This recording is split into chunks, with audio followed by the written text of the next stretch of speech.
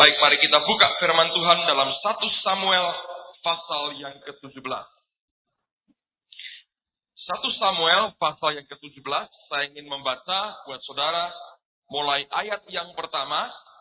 Dan khususnya pada pagi hari ini saya ingin menyampaikan akan sesuatu yang Tuhan ajarkan dalam beberapa hari yang lalu.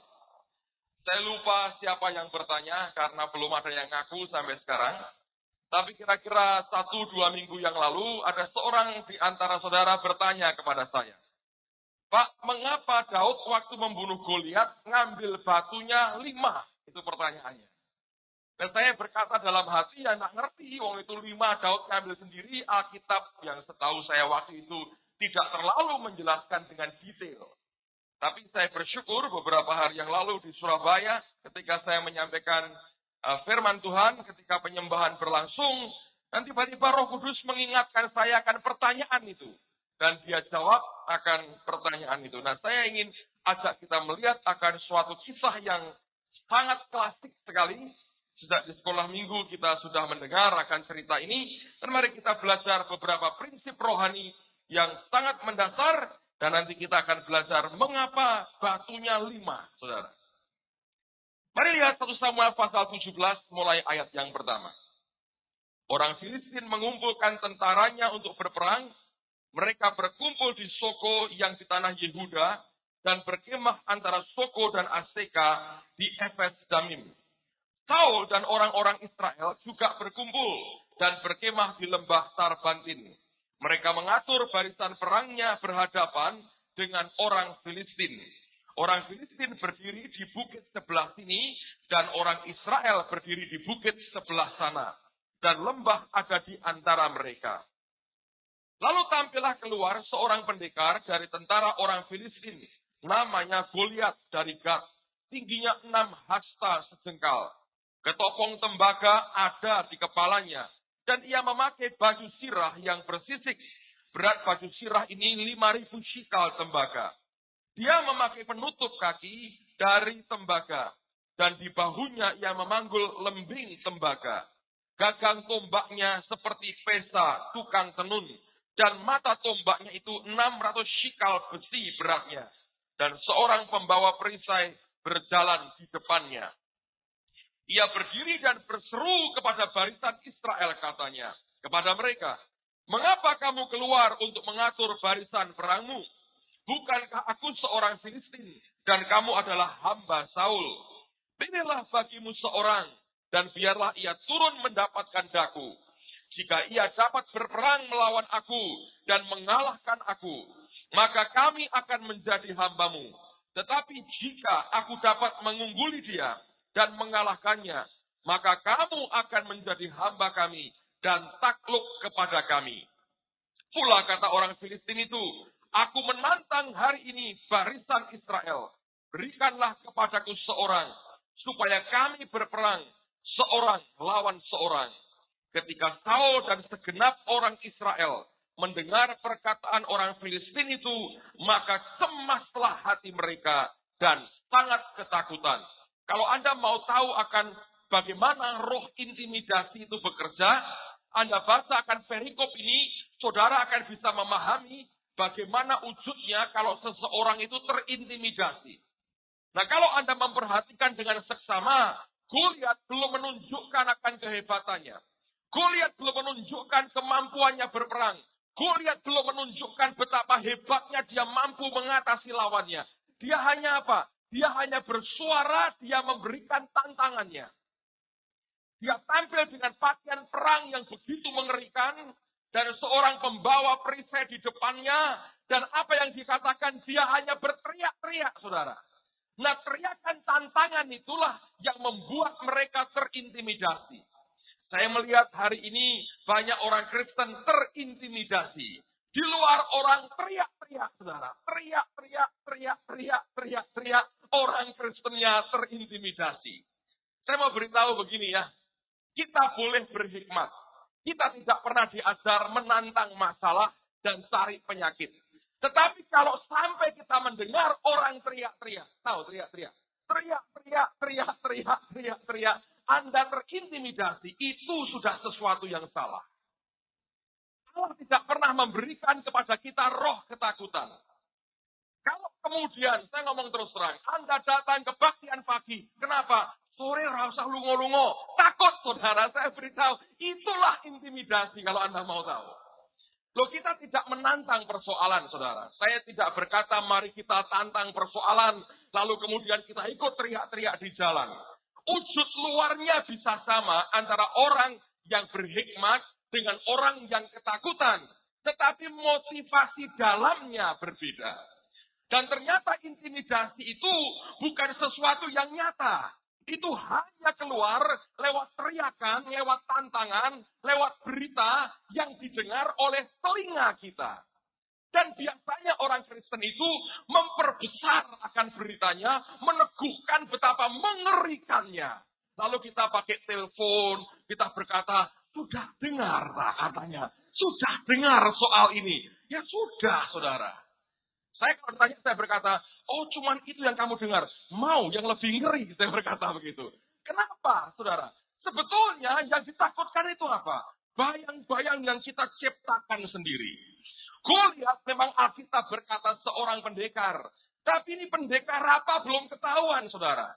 Dan kemudian cuma satu jurus tok mati ternyata. Tapi lihat orang Israel ketakutan.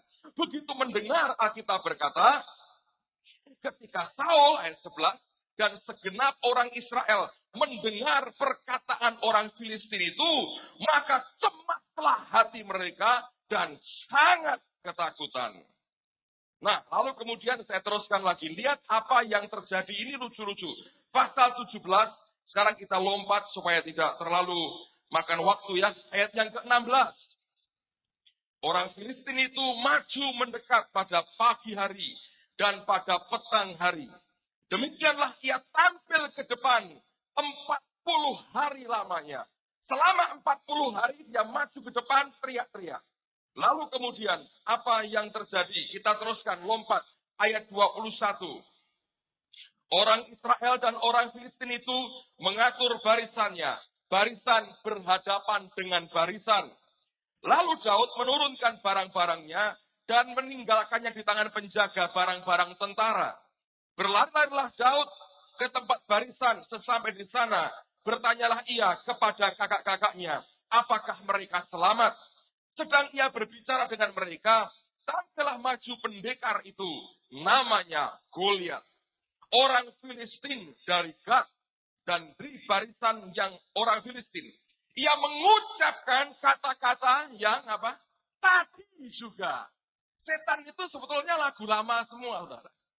Tidak ada lagu baru yang diomongkan kata-kata yang itu juga. Dan herannya efektif. Lagu lama sudah diomongkan, nanti Anda lihat, ini ceritanya lucu. Teruskan dulu ya, saudara. Terus dikatakan apa? Ayat yang berikutnya.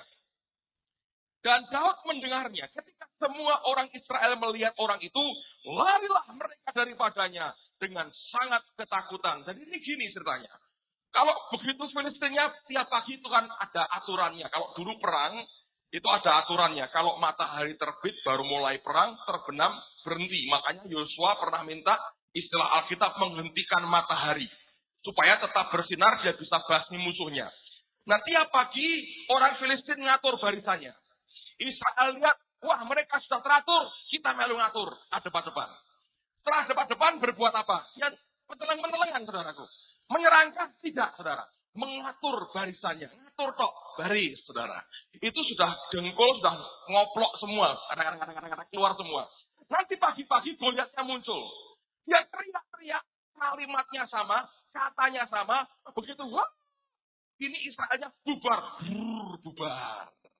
Terus ngumpet lagi ya, besok pagi kumpul lagi, ngatur lagi, Saulnya malu. Ayo baris mana? Baris lagi saudaraku. Teriak-teriak lagi, bubar lagi. 40 hari, kucing-kucingan kayak begitu.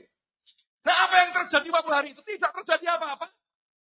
Dia cuma teriak, saudara. Dia cuma teriak-teriak. Ini sudah bubar karena PDW, saudara. Anda bisa lihat inilah roh intimidasi. Nah siapa yang memperbesar itu sebetulnya? Nah sekarang bandingkan dengan ayat 31 sampai dengan ayat 33. Siapa yang memperbesar kehebatan Goliat sebenarnya. Ayat 31, ini ketika Daud bertemu dengan Saul. Ayat 31, terdengarlah kepada orang perkataan yang diucapkan oleh Daud, lalu diberitahukanlah kepada Saul. Dan Saul menyuruh memanggil dia. Berkatalah Daud kepada Saul, janganlah seseorang menjadi tawar hati karena dia. Hambamu ini akan pergi melawan orang Filistin itu. Tetapi, Anda perhatikan ini. Saul berkata kepada Daud, ini rojone saudara. Ngomongnya begini, tidak mungkin engkau dapat menghadapi orang Filistin itu untuk melawan dia. Sebab engkau masih muda, sedang dia, katanya, sejak dari masa mudanya telah menjadi prajurit. Jadi image-nya itu mengerikan banget. Dia berkata, nggak bisa. Itu terlalu luar biasa. Sejak masa mudanya prajurit, kamu masih muda, nggak mungkin. Dia lebih hebat dari kamu. Nah, yang gede-gede masalah siapa? Rajanya sendiri. Nah, saya mau beritahu demi kasih Allah, saudara. Orang Kristen harus pandai-pandai memelihara perkataannya yang benar. Kalau tidak, saudara merupakan channel setan mengintimidasi yang lain. Dan biasanya kita pakai mimik wajah yang serem. Ini agak raja. Kuat, saudara. Nah, sudah begitu, saudara. Ini pantat panas di gereja, nggak betah. Lihat jam. Dan malam hari ini khotbah 3 jam, saudara. Waduh, lah ini pas balik nanti. Ketemu aku. Ya, apa-apa. Ngerti, saudara?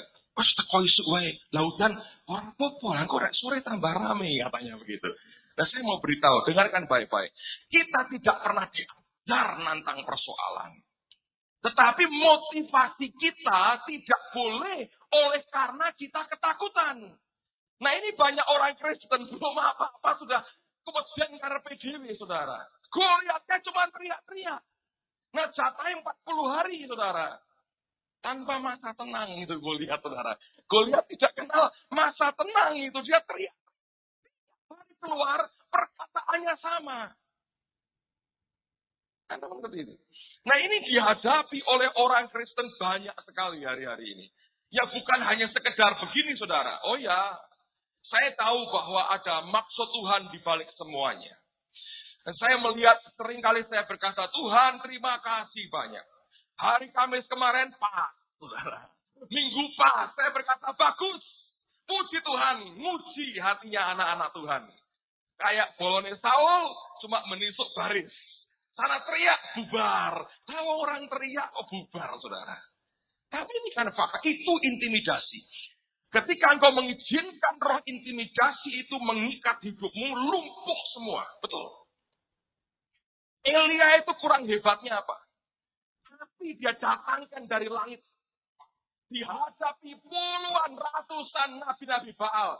Sendiri dia hadapi. Tapi ketika dia mendengar perkataan Isabel, perempuan, hari ini gue bunuh dia, sumpah. Perkataan tok, saudara. Kalau muka dengan muka dia berani, perkataan dikeluarkan. Langsung kabur ke gunung Tuhan. Anda tahu ketemu Tuhan? Tuhan berkata, apa kerjamu di sini Elia? Lu ngapain ke sini katanya? Cilaka toh saudara. Sudah lari ke birit-birit, wah terus terbirit-birit, sudah bingung, nggak karuan, minta mati segala. Roti malaikat sekali nggak konjak, tidur lagi, saudara. Orang dalam keadaan terintimidasi seperti itu. Persis seperti 3 murid Tuhan, ketakutan, gelisah, terintimidasi. Yesusnya bergumul sendiri, tinggal tidur sama mereka. Nah, hari ini banyak orang Kristen terintimidasi. Wes nang omah wae, turu ora apa-apa. Acara TV-ne apik kok, ono lawak dina iki ora apa-apa. Tuhan kan di mana-mana. Engko sore ono kebaktian nang TV katanya. Itu sekadar dikeluarkan untuk menjaga supaya tidak malu hati. Tapi sebetulnya terintimidasi hidupnya. Nah, saudara sekalian, saya mau beritahu. Rajanya kayak begitu, rakyatnya kerja. Tiap hari capek nggak tuh? Perang nggak? Perang-perang. Baris, orang gembor kabur. Ya toh? Karena diam, Goliatnya capek lagi makan, baris lagi. Goliatnya sudah kenyang, teriak lagi, kabur lagi. Goliat itu teriaknya pagi dan sore, pagi dan sore, pagi dan sore. 2 kali kampanye tiap hari Goliat, saudara. Nah, orang Israel itu barisnya 2 kali, kabur 2 kali. Jadi mau kemana sebetulnya? Alkitab berkata, kamu adu lari dengan orang berjalan kaki aja udah capek. Katanya. Belum nanti ngelawan orang berkuda. Ketemu hutan kecil seperti itu. Belum masuk hutan belantara Yordan, kata Nabi Yeremia. Belum apa-apa sudah kabur. Mari kita belajar. Allah tidak pernah memberikan kepada kita roh ketakutan. Kalau itu muncul dalam kehidupan kita, lumpuh kekristenan kita. Dan akar intimidasi apa? Orang sayang dengan nyawa dan hatinya terikat dengan harta bendanya sebetulnya. Saudara mengerti? Lihat, orang terintimidasi itu bisa berubah penilaian. Dulu ketika nggak ada apa-apa, orang berkata, kalau membangun gereja, cari yang strategis. Pinggir jalan besar. Kendaraan umum gampang lewat. Sekarang berkata, itu kurang strategis katanya. Lebih baik ngumpet kayak begini. Orang ngomongnya begitu sekarang. Kenapa? Ketakutan sebabnya. Nah, saya ijo mau, saudara. Cari nanti podo gede ini, ya, tukar saya mau kok. Nah, duitnya lebih banyak di sana kan lebih mahal harganya. Nah, saya mau beritahu saudara, kalau itu motivasi kita lari dari musuh, kita salah di depan Tuhan. Anda tahu barisan pertama yang nyemplung neraka itu siapa di Wahyu? Para apa? Penakut. Baca di Wahyu. Itu nanti maju pertama neraka dibuka itu. Barisan pertama, sorry terus terang, bukan pelacur, bukan pengedar obat bius, bukan tukang ekstasi teler, itu nanti belakangan saudara. Barisan pertama itu wong penakut semua. Itu maju pertama, nyemplung pertama. Bayangin saudara. Jangan-jangan Kristen kabeh di situ saudara. Koncone Saul. Goliat teriak-teriak, saudara, saudara, atau saudara, saudara, bubar. Aduh, puji Tuhan. Untung nggak di video ini, jadi saya bisa teriak-teriak. Bagus. Teruskan lagi. Amen. Ya. Apa boleh buat, saudara? Memang begitu kenyataannya. Mari, kita lihat bagian yang kedua. Saya berdoa hari ini dihancurkan roh intimidasi dalam hidup kita. Amin, saudara. 5 orang yang amin. Peti, Pak, aku pergi mau mulai. Jangan suwe-suwe khotbah. Anak-anakku ada sekolah minggu, Pak, hari ini, Pak. Tak ajari doa puasa di rumah. Tidak usah ke gereja. Tidak usah dijemput Bu Foni hari ini. Kita mau ada doa keluarga. Keren. Padahal ngumpet peti loh, saudara. Itu aja omongannya dipolak-balik. Kristen tuh pinter ya kalau suruh buat alasan. Dari sononya sih, Adam Hawa gitu. Salah nggak pernah ngaku. Tuding-tudingan, saudara. Muter terus. Oke, teruskan sekarang pasal 17. Ayat 37. Pula kata Daud, Tuhan yang telah melepaskan aku dari cakar singa dan dari cakar beruang. Dia juga akan melepaskan aku dari tangan orang Filistin itu. Kata Saul kepada Daud, pergilah, Tuhan menyertai engkau. Nah, ini sudah nekat, ya sudah, terserah. Pergilah, Tuhan menyertai engkau. 38. Lalu Saul mengenakan baju perangnya kepada Daud. Ditaruhnya ketopong tembaga di kepalanya dan dikenakannya baju sirah kepadanya. Lalu Daud mengikatkan pedangnya di luar baju perangnya. Kemudian ia berikhtiar berjalan sebab belum pernah dicobanya. Maka berkatalah Daud kepada Saul, aku tidak dapat berjalan dengan memakai ini sebab belum pernah aku mencobanya. Kemudian ia menanggalkannya. Kalau Anda mau jadi seorang giant killer, pembunuh raksasa, yang pertama singkirkan akan roh intimidasi dan ketakutan dalam hidupmu, tapi yang kedua, jangan memakai pakaiannya orang lain. Kita tidak mungkin berhasil kalau kita mengidentifikasikan diri kita atau mengidentikan diri kita dengan orang lain. Daud untuk memakai pakaian Saul sendiri, untuk berjalan saja susah. Biarlah engkau memiliki hubungan pribadi dengan Tuhan dan bukan menjadi duplikasi atau duplikat dari orang lain. Kita tidak bisa mengikuti akan cara orang lain. sampai Tuhan itu mewahyukan dalam kehidupan kita. Nah, saya belajar yang penting pada hari-hari ini adalah orang Kristen mengizinkan Tuhan itu membawa dirinya masuk dalam pertumbuhan rohani. Nanti kita belajar, semua yang kita kerjakan dasarnya bukan kelengkapan apa di luar yang kita miliki, tapi semua berdasarkan apa yang rohnya kerjakan di dalam kita. Berkali-kali Paulus berkata begini, aku melayani Kristus, aku bekerja keras, aku bergerak begitu hebat, sesuai dengan kuasanya yang bekerja dengan hebat di dalam aku. Jadi apapun yang nampak di luar, itu bukan karena wujud luarnya, tapi oleh karena kekuatan di dalam. Kalau kita mencoba berperang dengan kekuatan di luar kita, saudara akan mengalami kesulitan ketika engkau mau berjalan. Tapi kalau engkau bergerak berdasarkan kekuatan manusia dalammu, maka Allah bisa memakai apapun yang paling sederhana sekalipun untuk membuat kita menjadi seorang pemenang. Nah, ini banyak orang Kristen yang tidak menyadari. Makanya banyak orang lebih suka belajar metode, belajar cara, belajar strategi, belajar sistem, daripada dia belajar mengenal Allahnya. Itu seperti Daud memakai pakaian Saul. Saya perhatikan banyak orang ngajar strategi, banyak orang ngajar teori, banyak orang mengajar akan pakaian luar kita. Tapi tidak pernah diajar kita mengenal akan dia.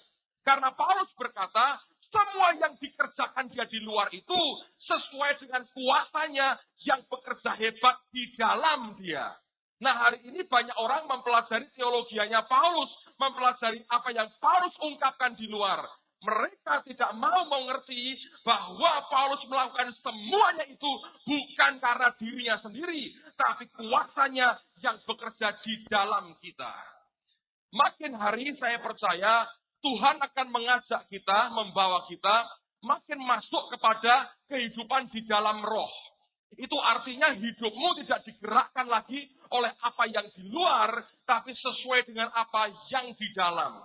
Tuhan akan mengajar kita hari demi hari bagaimana hidup dalam kemenangan sesuai dengan unction, dengan pengurapan, dengan dorongan roh di dalam kita. Nah, kalau kita bisa mengerti ini, saudara tidak akan pernah meninju angin. Yang engkau lakukan sesuatu yang telak dan akan mengubah semuanya dengan luar biasa. Nah, sekarang mari kita lihat Mazmur. Tadi waktu menyembah Tuhan, Tuhan ingatkan akan pasal ini dan saya ingin bacakan buat saudara. Rahasia kemenangan itu di dalam kita. Dan sebetulnya simpel sekali. Lihat Mazmur 81. Ayat 14 dan 15. Mazmur 81, ayat yang ke-14 dan ayat yang ke-15. Firman Tuhan berkata demikian. Sekiranya umatku mendengarkan aku. Perhatikan kata mendengarkan, Anda garis bawah itu. Sekiranya Israel hidup menurut jalan yang kutunjukkan. Hidup menurut jalan yang kutunjukkan. Anda garis bawah itu. Seketika itu juga musuh mereka aku tundukkan. Dan terhadap para lawan mereka aku balikkan tanganku. Perhatikan kata seketika itu juga. Kalau Anda ingin melihat sesuatu yang hebat engkau alami bersama dengan Tuhan, Alkitab hanya mengajar dua hal. Dengarkan perkataannya, turuti jalan-jalannya. Maka saudara akan hidup dalam kemenangan demi kemenangan yang luar biasa. Kami keluarga belajar dan diajar Tuhan banyak hal yang menurut saya baik sekali dan indah sekali. Saya mau saksikan buat saudara, saya belajar sesuatu, Tina belajar sesuatu, dan kami keluarga belajar dari pengalaman ini. Bulan yang lalu anak saya Samuel sakit kena gondong, saudara. Sampai bengkak besar gitu. Dan terakhir banyak teman ngasih belawu, tahu yang biru-biru gitu. Jadi saya suka godain dia waktu dia pakai belawu gini. Sam, kamu kayak iklan TV. Apa katanya? Saya bilang wings biru, saya berkata. Jadi dikasih biru di sini belaunya. Dia jengkel sekali kalau saya goda dia gitu. Lalu setelah dia mulai sembuh, pembantu saya kena, saudara. Ketularan. Itu kan virus ya, nular. Jadi bengkak sininya. Mukanya jadi tambah gemuk gitu. Bengkak. Berapa hari. Nah, Senin lalu kan kami mau ke Surabaya. Sudah beli tiket, semua sudah ada dan mau berangkat. Pagi-pagi bangun, dan waktu istri saya selesai mandi, dia pegang, dia bengkak sininya. Dua-dua, saudara. Waduh. Untung Samuel nggak tahu itu. Kalau tahu dia ikut nyanyi Wings Biru, saudara. Karena itu maminya yang kena. Jadi waktu bantu saya ketularan, Samuelnya senang, lompat-lompat. Hore, ketularan katanya. Sekarang maminya kena. Nah, waktu Istina ini kena bengkak di sini, saya nggak tahu apa yang dia alami. Tiba-tiba dia berkata, aku nggak usah ikut ya. Nah, saya harus ngomong apa, saudara? Saya juga pikir, iya, kasihan toh. Saya mau bawa anak baby, kalau dia sakit di sini, nanti di Surabaya cuman tidur sama bengkak di sini kan repot juga. Mau pelayanan, mau apa? Siapa yang ngurus anak? Saya harus pelayanan penuh dalam 3 hari itu. Saya pikir juga nggak baik. Nggak ikut ya sudah, memang sakit kok. Apa kita paksakan supaya berangkat? Kan enggak. Jadi saya mandi, dia bongkar kopernya, dia bongkarin kopernya, turunkan, semua diturunkan. Saya nggak tahu yang dia rasakan, satu kali mungkin cerita sendiri. Entah runtuh, entah apa imannya, saya nggak tahu. Pokoknya dia bongkari itu barang-barang. Jadi saya masuk di kamar mandi, saudara, saya mau mandi. Tiba-tiba ada sesuatu yang muncul di dalam. Loh, gitu aja kok kalah ya. Itu bukan pertanyaan yang mau mojok orang, saudara. Tapi itu pertanyaan itu keluar untuk diri saya sendiri. Loh, begitu kok nggak bisa ngatasi? Apa Tuhan tidak cukup kuasanya? Begitu kok langsung nyerah. Terus saya teriak. Saya bilang di dalam kamar mandi. Dia dekat, saya bilang gini. Menurut aku kamu salah dengan Tuhan. Kalau kamu tidak berangkat. Saudara, kalau saya nggak ada apa-apa di dalam, saya nggak akan ngomong begitu, saudara. Logika saya berkata sakit ya di rumah. Ya suami nggak benar, orang istrinya sakit kok dipaksa suruh ikut. Tapi karena itu muncul di sini, saya bilang, mestinya bisa menang, saya bilang. Masa kamu benar sama Tuhan begitu? Menurut aku keliru. Apa Tuhan nggak cukup kuasanya? Saya nggak tahu, saya selesaikan mandi saya, dia nggak jawab, saudara.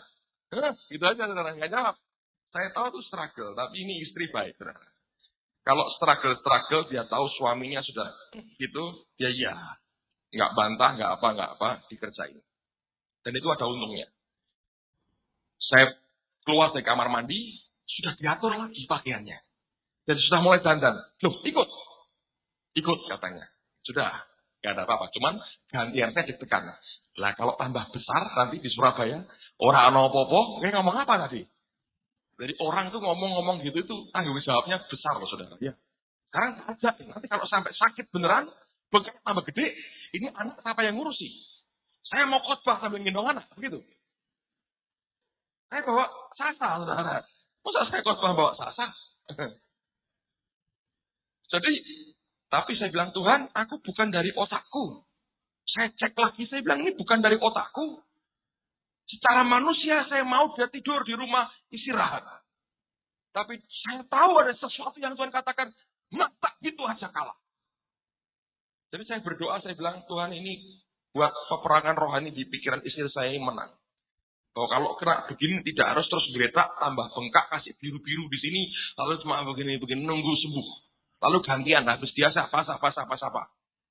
Saya bilang minggu depan gua ke India, masa saya ketularan juga bengkak di sini ke India? Saya bilang, enggak. Saya berkata, masa begini aja kalah. Tapi itu keluar di sini, saudara. Bukan karena pikiran sendiri. Anda harus mengerti. Jadi kami berangkat ke Surabaya. Nggak bawa obat. Nggak ada antibiotik, apa nggak ada. Wings Biru dia bawa, dikasih plastik, tapi nggak dipakai, dibuang akhirnya. Dalam 2 hari, saudara, hilang sakit. Dan kami diberkati luar biasa. Dia juga diberkati. Anak saya diberkati. Saya bilang sama Sasa, untung mamahmu nurut. Kalau enggak hari ini kamu sedang nungguin mamah, letak di tempat tidur biru-biru sininya. Tapi itu bukan dari pikiran, saudara. Itu keluar dari roh. Nah, saudara harus mendengar suaranya. Dan engkau taati. Saudara akan mengalami kemenangan luar biasa. Saudara yang punya sakit penyakit, saya mau beritahu. Dokter boleh ngomong apapun, fine. Kita hormati. Ya, ada Lydia di sini, ada Mary. Kita hormati beliau-beliau ini. Oke. Tapi saya mau beritahu, kalau Anda punya pergumulan, coba sembahyang pakai bahasa roh. Nanti apa yang di dalam ini kalau meledak keluar, Anda teriakkan diklaim itu terjadi, saudara. Itu rema dari Tuhan. Saudara tidak usah tiru-tiru yang saya buat, saudara. Tapi kalau engkau sendiri dengan Allah itu bergantung dengan dia. Engkau dengar suaranya, engkau ikuti jalannya. Rema itu membuat ledakan dalam rohmu. Tiba-tiba engkau berani. Dan engkau tahu resikonya itu. Secara pikiran berkata ada resikonya. Tapi waktu engkau langkah engkau kerjakan, sesuatu terjadi luar biasa. Dan itu ledakan yang hebat sekali. Saya kan sharing dengan Anda Kamis yang lalu. Ya, nanti 5 batunya belakangan, saudara. Tapi saya sharing dulu soal unction di dalam ini. Kita kan berdoa ini untuk gedung ya. Kan belum selesai. Tapi kita mau buat seperti apa kan terserah kita memang. Mau dibuat mewah atau dibuat yang pantas. Istilahnya Pak Nugroho. Jadi Tuhan itu selama setahun, kita ini bulan ini sudah setahun tidak ada hutang, saudara. Sudah bebas dari jerat hutang setahun. Karena Mei minggu kedua tahun lalu kita rayakan di sini. Dan setelah itu saya ke Eropa. Saya masih ingat betul itu. Selama setahun itu nggak ada apa-apa. Betul nggak ada apa-apa. Jadi saya nggak pernah tantang Anda memberi nggak pernah. Kalau Anda ingat apa yang saya sampaikan, saya tidak pernah dalam minggu, wah yuk saudara Anda harus memberi begini. Enggak. Ya biasa saya ajak saudara untuk memberi biasa, tapi bukan dalam pengertian saya dorong untuk tertentu itu enggak. Saya juga heran, saya tunggu Tuhan nggak ada apa-apa. Sampai beberapa waktu yang lalu. Dan Roh Kudus berkata begini, sudah cukup kok apa yang aku berikan kepadamu. Jangan memikirkan, memfokuskan pada diri sendiri. Ini waktunya buat kamu keluar memberkati orang lain. Lalu saya tunggukan teman-teman panitia, saya bilang, ini yang Tuhan omong. Dan mereka setuju. Kita buat yang sederhana, dan persembahan kedua minggu pertama untuk misi. Jadi kita baru mau berbuat, belum berbuat, saudara. Saudara tahu, apa yang biasanya sebulan terkumpul dalam persembahan jemaat. Dalam minggu kemarin, cuma 1 minggu saja. Seluruh yang biasanya sebulan itu, jumlah yang sama terkumpul di gereja ini. Itu kan roh luar biasa. Ya. Jadi ini dihitung berapa Pak Timotius? 35 ya? Jadi 35. Duitnya menurut saya ada sudah. Kerjain sampai selesai. Saya yakin akan cepatnya luar biasa. Nah itu baru hati loh. Lihat Allah tuh melihat hati saudara. Kita belum. Baru bulan depan nanti kita ambil untuk misi. Kita berikan kesempatan Anda memberi untuk misi. Tapi itu belum apa-apa, saudara. Baru niat hati saja. Tuhan sudah berkata, kamu berapa sih? Ya, sepertinya begitu. Oh, setiap bulan sekian untuk gedung dari jemaat. Baik, setahun nih gua bayar sekaligus. Pak, selesai. Dengan caranya dia sendiri, saudara. Dan saudara mengerti, itu baru di hati. Makanya ikutilah apa yang roh Tuhan katakan. Saudara harus belajar hidup di dalam roh. Nanti kemenangan demi kemenangan saudara beri.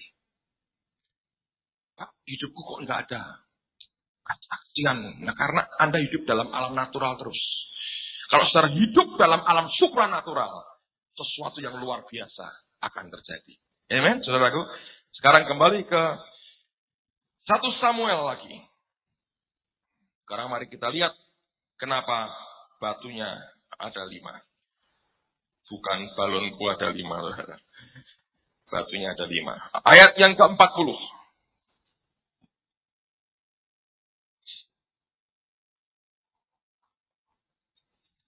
Lalu Daud mengambil tongkatnya di tangannya.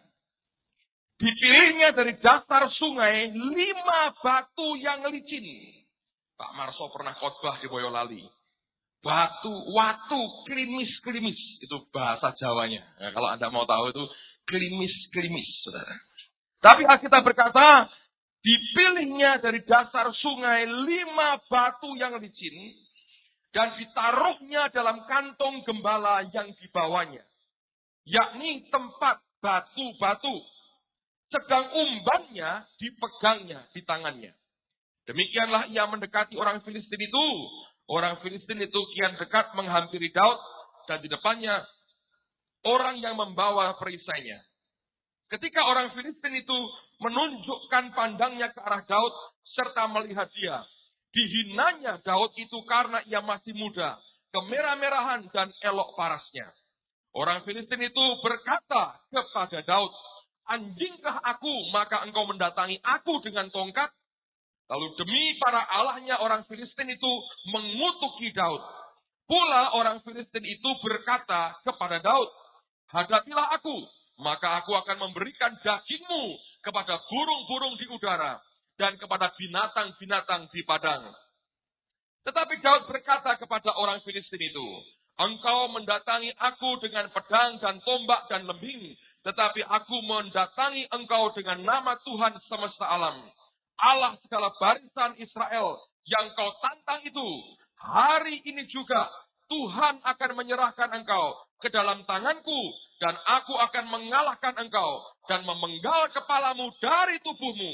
Hari ini juga aku akan memberikan mayatmu dan mayat tentara orang Filistin kepada burung-burung di udara dan kepada binatang-binatang liar, supaya seluruh bumi tahu bahwa Israel mempunyai Allah, dan supaya segenap jemaah ini tahu bahwa Tuhan menyelamatkan bukan dengan pedang dan bukan dengan lembing, sebab di tangan Tuhanlah pertempuran, dan ia pun menyerahkan kamu ke dalam tangan kami." Ketika orang Filistin itu bergerak maju untuk menemui Daud, maka segeralah Daud berlari ke barisan musuh untuk menemui orang Filistin itu. Lalu Daud memasukkan tangannya dalam kantongnya, diambilnyalah sebuah batu dari dalamnya, diumbannya, maka kenalah dahi orang Filistin itu, sehingga batu itu terbenam ke dalam dahinya, dan terjerumuslah ia dengan mukanya ke tanah. Demikianlah Daud mengalahkan orang Filistin itu dengan umban dan batu. Ia mengalahkan orang Filistin itu dan membunuhnya tanpa pedang di tangan. Daud berlari mendapatkan orang Filistin itu, lalu berdiri di sebelahnya. Diambilnyalah pedangnya, dihunusnya dari sarungnya, lalu dihabisi dia. Dipancungnyalah kepalanya dengan pedang itu. Ketika orang Filistin melihat bahwa pahlawan mereka telah mati, maka larilah mereka. Maka bangkitlah orang-orang Israel dan Yehuda. Mereka bersorak-sorak, lalu mengejar orang-orang Filistin sampai dekat Gad dan sampai pintu gerbang Ekron. Dan orang-orang yang terbunuh dari orang Filistin bergelimpangan di jalan Sa'arim sampai Gad dan sampai Ekron. Kemudian pulanglah orang Israel dari perburuan hebat atas orang Filistin, lalu menjarah perkemahan mereka. Dan Daud mengambil kepala orang Filistin yang dipancungnya itu dan dibawanya ke Yerusalem. Tetapi senjata-senjata orang itu ditaruhnya dalam kemahnya. Kenapa 5 batunya? Yang dipakai cuma 1, saudara. Orang berkata, "Oh, seret, Pak." Nah, meleset, kena ketopongnya, kontang, ambil 1 lagi. Tapi kenapa 5? Saudara, saya tidak mikir-mikir sebetulnya, karena saya khawatir jadi mistis. Wah, 5. Nanti malah mau 5. Dan tidak karuan semua. Kenapa tapi 5? Sampai satu kali, hari Senin yang lalu, di Surabaya, waktu penyembahan, Roh Kudus mengajar sesuatu yang luar biasa. Nah, saya mau tunjukkan kepada Anda pada pagi hari ini. Ternyata, kalau kita mempelajari firman Tuhan, raksasa yang ada di Filistin itu jumlahnya memang 5. Raksasa yang di Filistin itu jumlahnya 5. Anda teliti firman, nanti saya tunjukkan buktinya. Anda akan tahu raksasanya itu 5. Yang pertama Goliat yang dibunuh oleh Daud. Berarti masih ada berapa lagi? 4. Ini sebetulnya adalah sesuatu yang simbolis sekali.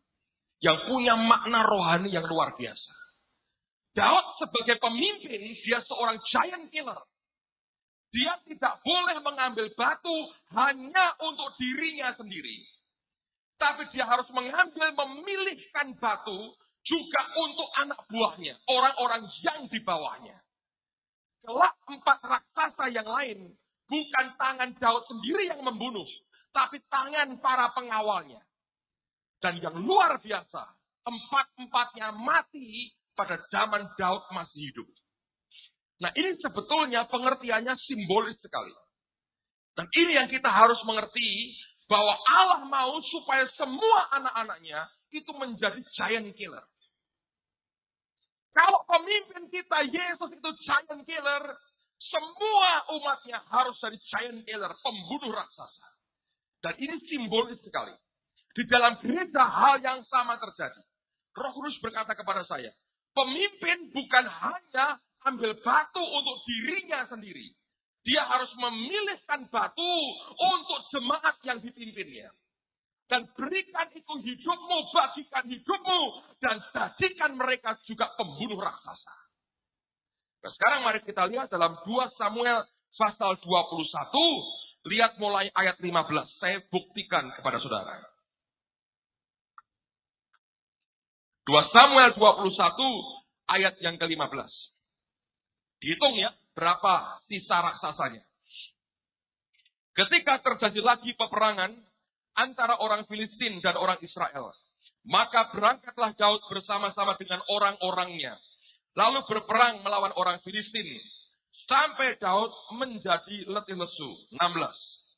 Yisbi Benob yang termasuk keturunan raksasa, berat tombaknya 300 shikal tembaga, dan ia menyandang pedang yang baru, menyangka dapat menewaskan Daud. Tetapi Abisai anak Seruya datang menolong Daud, lalu merobohkan dan membunuh orang Filistin itu. Pada waktu itu orang-orang Daud memohon dengan sangat kepadanya, kata mereka, janganlah lagi engkau maju berperang bersama-sama dengan kami, supaya keturunan Israel jangan punah bersama-sama dengan engkau. Dalam bahasa Inggrisnya, supaya terang Israel tidak padam bersama-sama dengan engkau. Hidup kita ini terang, saudara. Terang kita ini betul terang dunia. Mereka berkata, jangan sampai terang Israel padam bersama-sama dengan engkau. Jadi raksasa pertama yang mati adalah Yisbi Benob. Yang kedua, 14. Sesudah itu terjadi lagi pertempuran melawan orang Filistin di Gob. Pada waktu itu Sibkai orang Husa memukul kalah Saf yang termasuk keturunan raksasa. Lihat, 2 lagi muncul. Di samping Goliat berarti ini yang ketiga. 19. Dan terjadi lagi pertempuran melawan orang Filistin di Gob. Elhanan bin Ya'are Orekim orang Bethlehem itu menewaskan Goliat orang Gat itu, yang gagang tombaknya seperti pesa tukang tenun. Ini raksasa yang berikutnya. Ini yang ketiga dari 2 Samuel tadi. Kalau dengan Goliat yang pertama, jadi ada 2 Goliat, saudara. Ini raksasa yang keempat. Teruskan lagi. Lalu terjadi lagi pertempuran di Gat, dan di sana ada seorang yang tinggi perawaannya, yang tangannya dan kakinya masing-masing berjari 6, 24 seluruhnya. Juga orang ini termasuk keturunan raksasa, yang mengolok-olok orang Israel. Maka Yonatan anak Simea, kakak Daud, menewaskannya. 22. Keempat orang ini termasuk keturunan raksasa di Gat. Mereka tewas oleh tangan Daud dan oleh tangan orang-orangnya. Lihat, dengan Goliat yang dibunuh Daud, berapa raksasanya? 5, sudah. Karena punya 5 raksasa, dia sediakan 5 batu. Dia pilih sendiri 5 batu. Alkitab tidak berkata Daud asal ambil. Dia pilih, saudara. Dan Roh Kudus berkata kepada saya begini. Jemaat harus diajar untuk mereka sendiri harus bisa menjadi pembunuh raksasa. Saudara harus belajar engkau sendiri secara pribadi. Harus jadi pembunuh raksasa. Batunya engkau pilihkan. Berikan kepada mereka. Dan jadikan mereka semua pembunuh raksasa juga. Kalau tidak, saudara, Anda tergantung kepada hamba Tuhan. Nah, ternyata hamba Tuhan, 5 jawatan ini tugasnya bukan melayani tok, saudara. Tapi yang lebih utama sebetulnya melengkapi orang-orang percaya. Coba buka Efesus pasal yang keempat. Efesus pasal yang keempat. Ayat yang ke-11.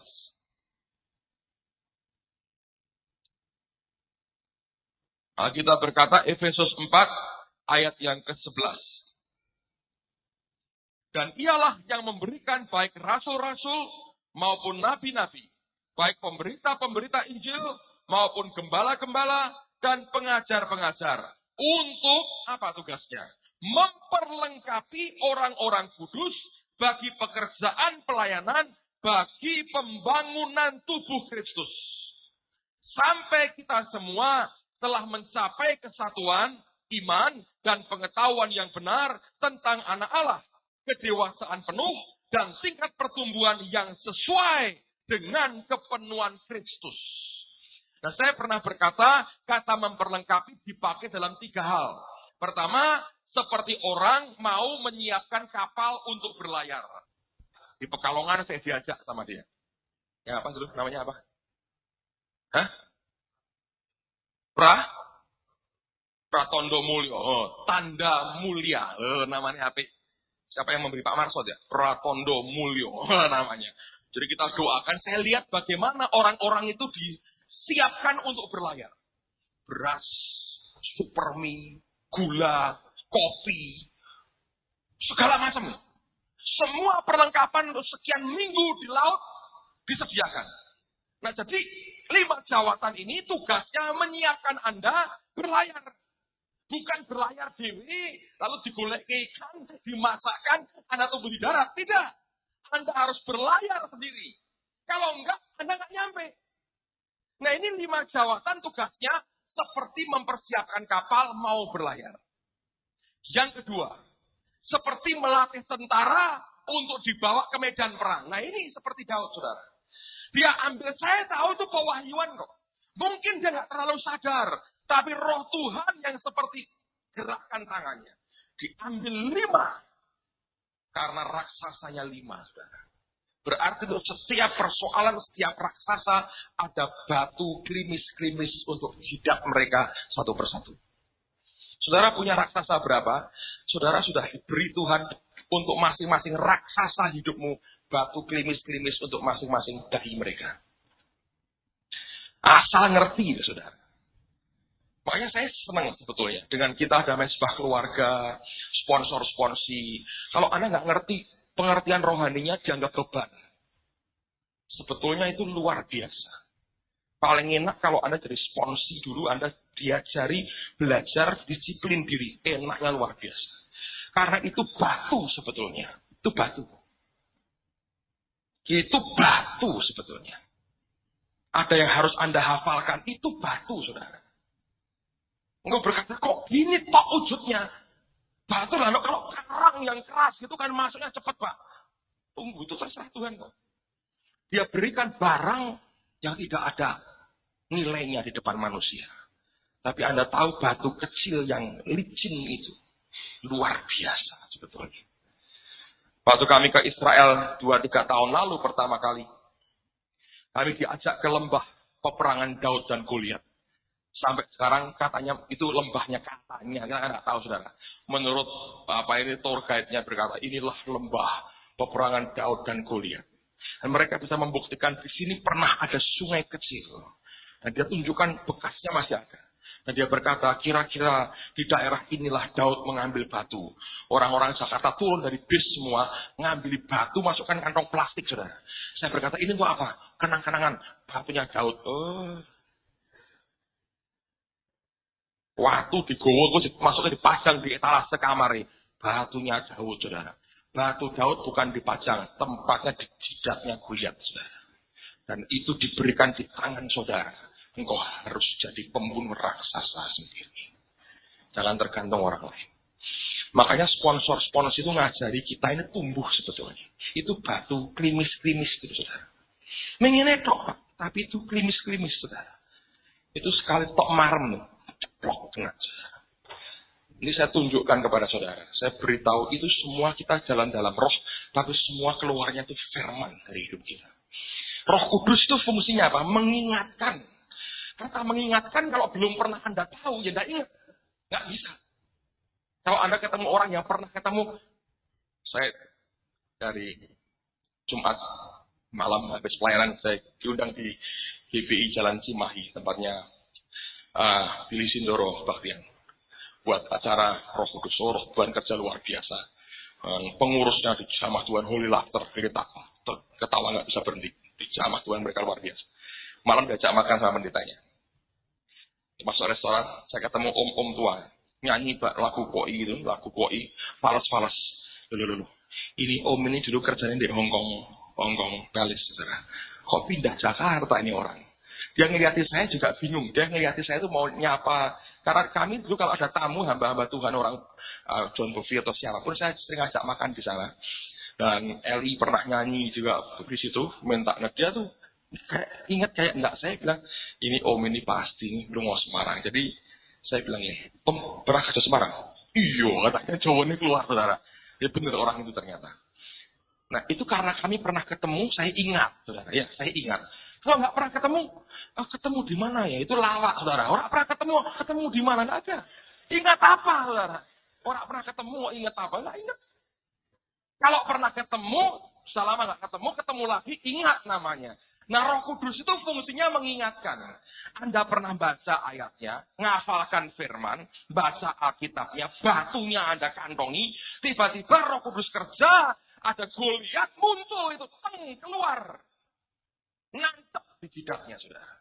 Pasti menang. Dan itu semua dari firman. Makanya sponsor-sponsor itu, Anda lihat itu materinya firman tok. Begitu selesai 8 bulan ini isinya Alkitab tok semuanya. Dasar. Kecil Pak, ini kan waktu gede dibom kayak gitu. Nggak pakai kok. Ini cuma batu kecil licin, saudara. Sederhana. Anda tahu makna rohaninya. Saudara suka. Amen, saudaraku. Nah sekarang, untuk apa kok? Kalau para pelayan itu hanya melayani untuk dirinya sendiri, dia salah dengan Tuhan. Saya tidak boleh punya pelayanan sendiri, ya. Saya karpe diri begitu, tapi saudara nggak jadi apa-apa. Tugas saya paling utama bukan untuk mengembangkan pelayanan pribadi saya.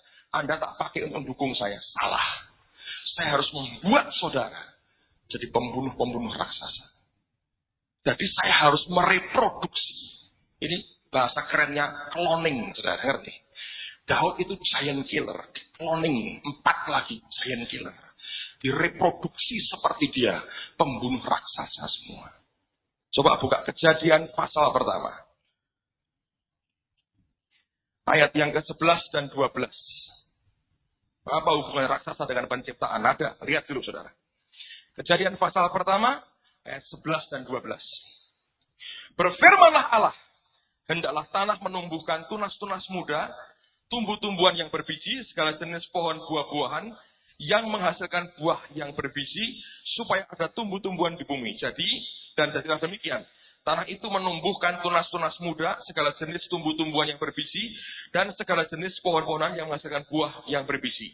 Allah melihat bahwa semuanya itu baik. Nah, King James terjemahnya bagus, jelas. Dikatakan begini, herb, tanaman, tumbuhan, yielding seed after his kind, menghasilkan benih-benih yang sejenis dengan pohon itu. Jadi bijinya, hasilnya itu sejenis.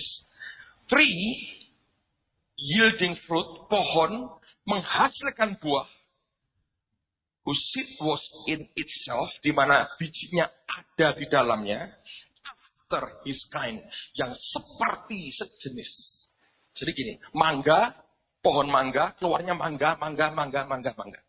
Tomat. Sejenis semua. Anda ngerti? Pembunuh raksasa, bawahnya harus apa? Pembunuh raksasa semua. Dan Roh Kudus berkata begini, semua pengalaman rohani yang hamba-hambaku alami, yang kamu alami, jemaat punya hak yang sama untuk mengalami bahkan lebih besar lagi.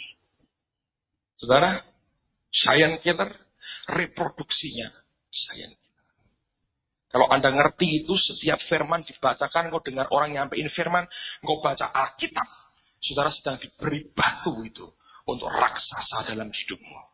Dan itulah sebabnya dia ambil 5, raksasanya 5, yang 4 dia serahkan kepada orang-orang di bawahnya, simbolis saudara. Dan keempat-empatnya dibunuh semua oleh Daud dan orang-orangnya. Kalau Anda perhatikan, dalam 2 Samuel tadi, saudara, Alkitab itu istilahnya aneh. Yang nyatanya membunuh 4 itu kan bukan Daud. Tapi dikaitkan dengan Daud. Kalau Anda buka lagi 2 Samuel pasal 21. Ayat yang ke-22. Dikatakan, ke-4 orang ini termasuk keturunan raksasa di Gad. Mereka tewas oleh tangan Daud. Karena Daudnya nggak bunuh. Yang dibunuh Goliat pertama. Dalam Samuel 17. Tapi dikatakan oleh tangan Daud dan oleh tangan orang-orangnya. Memang itu kaitannya simbolisnya. Kenapa dia ambil 5. Siap untuk bunuh ke-5 raksasa itu. Nah, saya mau beri Anda satu batu klimis-klimis lagi. Saya beri kesaksian lalu kita selesai. Saudara. Ini bagus sekali. Karena Alkitab berkata, waktu semua tanaman itu menghasilkan mereproduksi buah sesuai dengan jenisnya masing-masing, maka Allah melihat semuanya itu baik. Kalau di sini tidak muncul pembunuh-pembunuh raksasa, kita gagal, saudara. Tapi kalau dari kandas semua menghasilkan orang-orang Kristen yang berkemenangan, kita baik. Lumayan di depan Tuhan. Hadap Tuhan tidak malu-malu, saudara. Reproduksi after its kind, saudara. Seperti jenis yang ada. Tuhan itu ngajar bagus sekali. Ini karena ini prinsip basic sekali. Saya perlu sharingkan ini karena gini, saudara. Saya dengar kesaksian dari Morris Cerullo dalam kebaktian di Amerika Januari lalu. Dia membuat seminar namanya The Voice of the Prophet atau Suara Nabi-Nabi.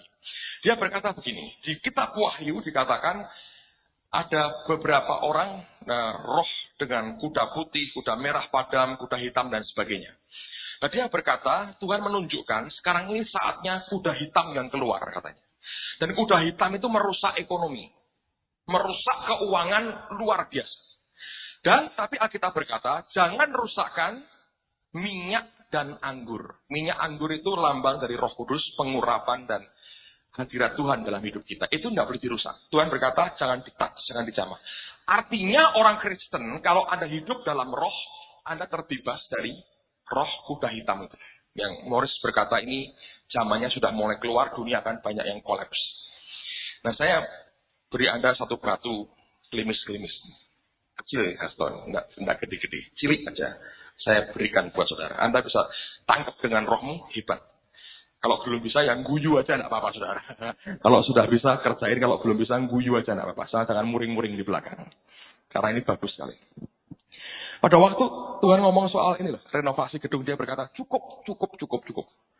Terus saya bilang, Tuhan baik kalau gitu, kami korban ya sekali. Saya bilang, yang kita sudah katakan minggu lalu. Dan Roh Kudus seperti mengiyakan, tapi dia berkata begini, kamu korban. Gitu. Nah, saya nggak tahu ya, satu kali saudara, saya lagi naik mobil. Kalau nggak salah, saya sedang lewat Permata Merah ini.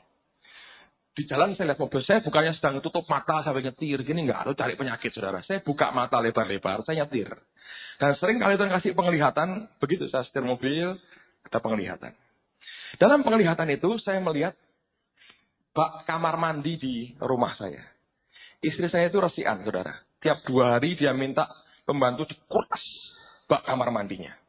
Kuras habis, lalu dibersihkan, disikati semua, dan kemudian dikasih air baru. Karena Anda lihat tidak pernah ada lumutnya di tempat saya. Dibersihkan tiap 2 hari. Nah, waktu itu Tuhan kasih penglihatan bak kamar mandi tempat saya. Karena begini, saudara. Tuhan itu memberikan kepada kami, keluarga kami, pelayanan untuk membagi-bagi ya. Seringkali Tuhan berkati sehingga suruh bagi-bagi ke si A, si B gitu. Orang-orang itu suruh berkati-berkati gitu. Nah, waktu Tuhan beri penglihatan itu, saya ngelihat bak di kamar mandi saya itu tinggal 1 jubin. Tingginya. Tinggal 1 jubin, saudara. 1. Dan Tuhan berkata begini, supaya aku memberi kamu air yang baru. Nanti tak isi lagi. Terus nangkep saya, saudara. Saya pulang, saya ngomong sama Tina. Tuhan bilang suruh nguras bak. Saya bilang, bak kamar mandi dikuras. Dia kan bingung, loh, dikuras? Ya. Saya bilang, kita akan ada duit nak? Ya ada. Dari sidik katanya. Tapi sidik itu suwi, enggak nambah-nambah, enggak kurang-kurang. Berhenti aja. Seberapa ya? Sak jubin gitu. Nah Tuhan bilang, itu dikuras. Hah? Entah ke. Bingung dia. Stres. Waduh. Jadi bojo pendeta tuh hati-hati. Modelnya begini-begini. Kalau Anda suka nyimpen duit terus, ya tidak apa-apa. Diajari medit, hemat, pangkal kaya, malah bangkrut, saudara. Jadi Tuhan ngajari begitu. Kuras. Entah ke. Kapan? Ya sekarang. Itu kalau nggak salah saya tak terimanya tuh hari Kamis ya. Kamis saya ngomong. Sabtu saya ngomong ke dia. Kuras. Entah ke. Nah kita, ya pokoknya kuras. Saya bilang nanti kan ben dijoki Tuhan. Setelah ngomong itu lah baru mikir. Ya kalau dijoki, ya kalau enggak. Nah, ya kalau itu suara Tuhan. Kalau pikiranku dewi, itu saya alami. Saya ngomong jujur ya. Saya bukan berkata, saya yakin sekali. Begini enggak, saudara. Tapi itu muncul. Saya biasa melatih dalam ketaatan. Itu aja. Tapi apakah perang di sini? Ya. Begitu dia, oke, saya bilang, mana duitnya? Keluarkan. Terus minggu kita kasihkan. Dan Tuhan berkata itu untuk gedung. Habiskan. Nanti kita kuras. Habis, saudara. Habis, saudara. Masukkan di amplop. Saya kuras, saudara. Jadi saya masukkan. Sudah nggak ada pikiran apa-apa. Saya nggak mikir apa yang terjadi. Nggak ada. Saya mau beritahu, saudara. Dalam waktu hanya mungkin 10 hari. Selama 10 hari. Tuhan itu ganti itu hampir 11 kali. Bingung. Bingung nggak? 11 kali. Istri saya bingung. Dulu kami ke Eropa. Tuhan begitu juga. Nggak punya duit.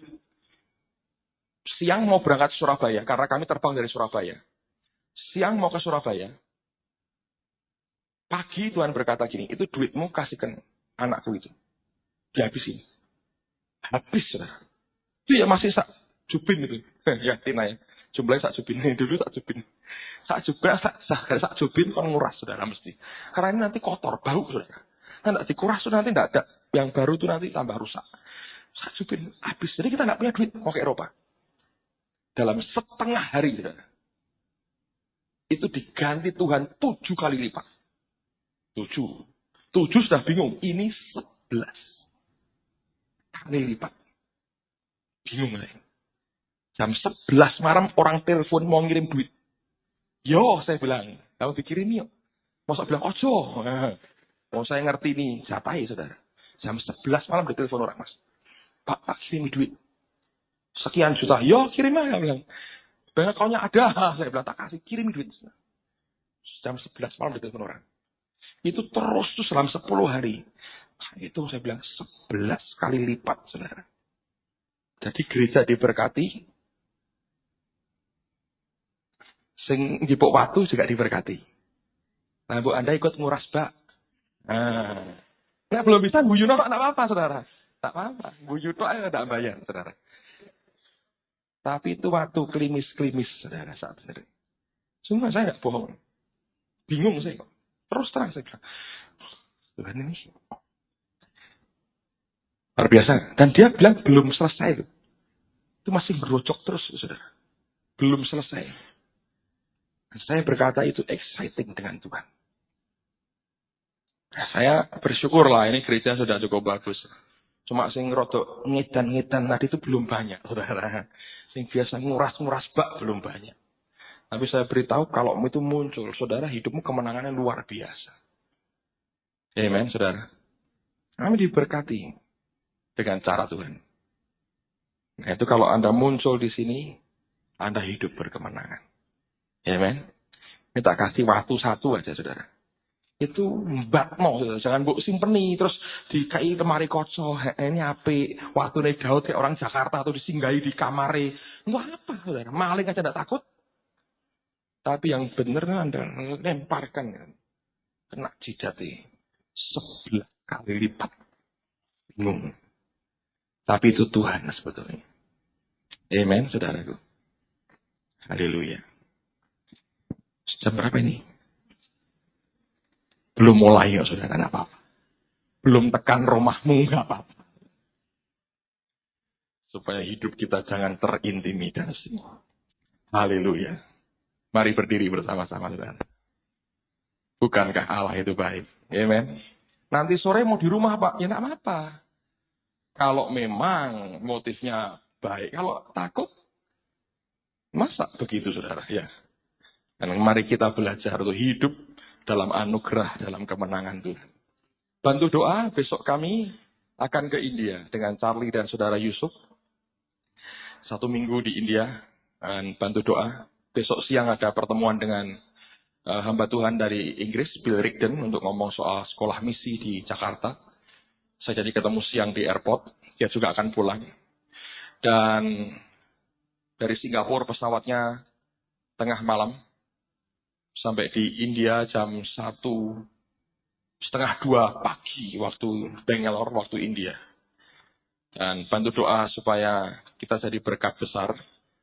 Dan pasti tidak akan menari, pulang-pulang tidak akan menari seperti orang India menari.